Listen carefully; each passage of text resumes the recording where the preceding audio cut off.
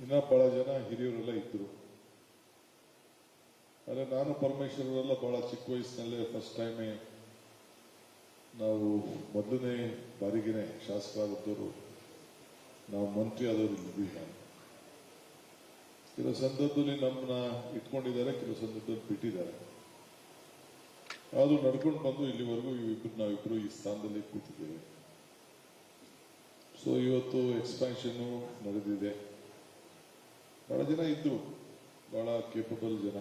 ನಮ್ಮ ನಂಬರು ತಮ್ಮ ಗೊತ್ತಿದೆ, 138 139 ನಮ್ಮ ನಂಬರು ಇತ್ತು. ಸುಧಾಕರ್ ಒಬ್ಬರು ನಮ್ಮ ಜೊತೆ ಇಲ್ಲ. ಸೊ ದೊಡ್ಡ ಪಕ್ಷ. ಸೊ ಬಹಳ ಆಸೆ ಆಕಾಂಕ್ಷೆಗಳು ಬೇಕಾದ ಜನಕ್ಕಿತ್ತು. ಎಲ್ಲರೂ ಎಲಿಜಿಬಲ್, ಯಾರು ಎಲಿಜಿಬಲ್ ಇಲ್ಲ ಅನ್ನೋರು ಯಾರು ಇಲ್ಲ. ಇಲ್ಲಿ 138 ಜನನು ಎಲಿಜಿಬಲ್ ಇದ್ರು. ವಿಧಾನ ಪರಿಷತ್ ಸದಸ್ಯರು ಎಲಿಜಿಬಲ್ ಇದ್ರು. ಸೊ ನಮ್ಮ ಪಾರ್ಟಿ ಒಂದು ತೀರ್ಮಾನ ಮಾಡಿ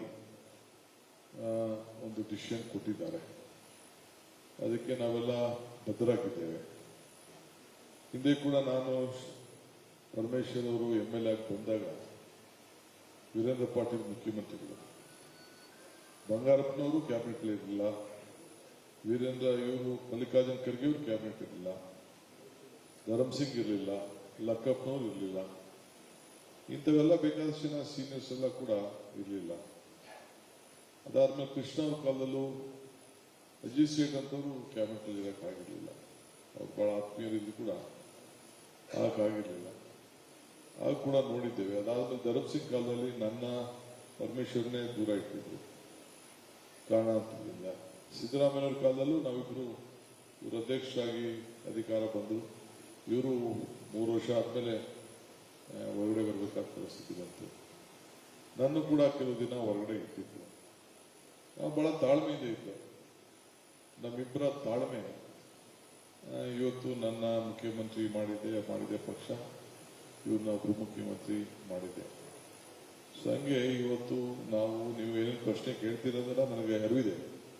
ಏನೇನು ಪಾಯಿಂಟ್ ಆಗ್ತೀರಿ, ತುಮಕೂರು ಮೀಟಿಂಗು, ಅಲ್ಲಿ meeting, Kolar meeting, Chikkaballapur meeting, Shivamogga meeting, Raichur meeting, Ballari meeting ಎಲ್ಲ ಹೇಳ್ತೀರಿ ನೀವೆಲ್ಲ. ಬಿಜಾಪುರ ಮೀಟಿಂಗ್ ಎಲ್ಲ ಕೆಲವು ಪ್ರಶ್ನೆಗಳು ಅವ್ರು ಹಿಂಗೆ ಹೇಳಿದ್ರು ಹಿಂಗೆ ಹೇಳಿದ್ರು ಅಂತ ಎಲ್ಲ ಹೇಳ್ತೀರಿ.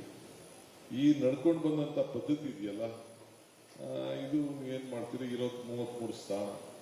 ಮೊದಲಾದ ಬೇಕಾದಷ್ಟು ಎಷ್ಟು ಜನ ಬೇಕಾದ್ರೂ ತಗೊಳ್ಳುವಂತ ಅವಕಾಶ ಕೃಷ್ಣ ಅವ್ರ ಕಾಲಕ್ಕೆ ಮುಗಿದೋಯ್ತು. ಈಗ 15%ಗೆ ಲಿಮಿಟೇಷನ್ ಮಾಡಿದೆ. ಕಂಪಲ್ಸರಿ ಅಪ್ಪರ್ ಹೌಸಲ್ಲಿ ಒಬ್ರು ಇರಲೇಬೇಕಾಗಿದೆ. ಸೊ ಈ ಪದ್ಧತಿ ಇದೆ. ಆಮೇಲೆ ನಿಮ್ಗೆ ಈಗ ಹೆಣ್ಮಕ್ಳು ಇಲ್ಲ ಅಂತ ಒಂದು ಪ್ರಶ್ನೆ ಹಾಕ್ತೀರಿ, ಅದಾಗ್ತದೆ, ಫಿಲ್ ಮಾಡ್ತೀರಿ. ಅದಕ್ಕೆ ಹೋಗ್ಬಿಡಿ, ಹೆಣ್ಮಕ್ಳು ಇರಲೇಬೇಕು. ನಮ್ಮ ಪಕ್ಷದಲ್ಲಿ ಒಂದು ಸಿದ್ಧಾಂತ ಇದೆ.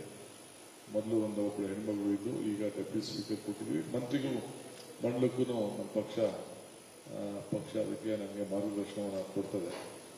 ಸೊ ಅದು ಕೂಡ ಈಗ ನಾನು ಇಷ್ಟೊತ್ತು ಕ್ಯಾಬಿನೆಟ್ ಮೀಟಿಂಗ್ ಅಲ್ಲಿ ಎಲ್ಲ ನನ್ನ ಫ್ರೆಂಡ್ಸ್ಗೆ ಏನೇನು ಸವಾಲುಗಳಿದೆ, ಏನೇನು ಸಮಸ್ಯೆಗಳು ಬರ್ಬೋದು, ಇವೆಲ್ಲ ಕೂಡ ನಾನು ಎಕ್ಸ್ಪ್ಲೇನ್ ಮಾಡಿದ್ದೀನಿ.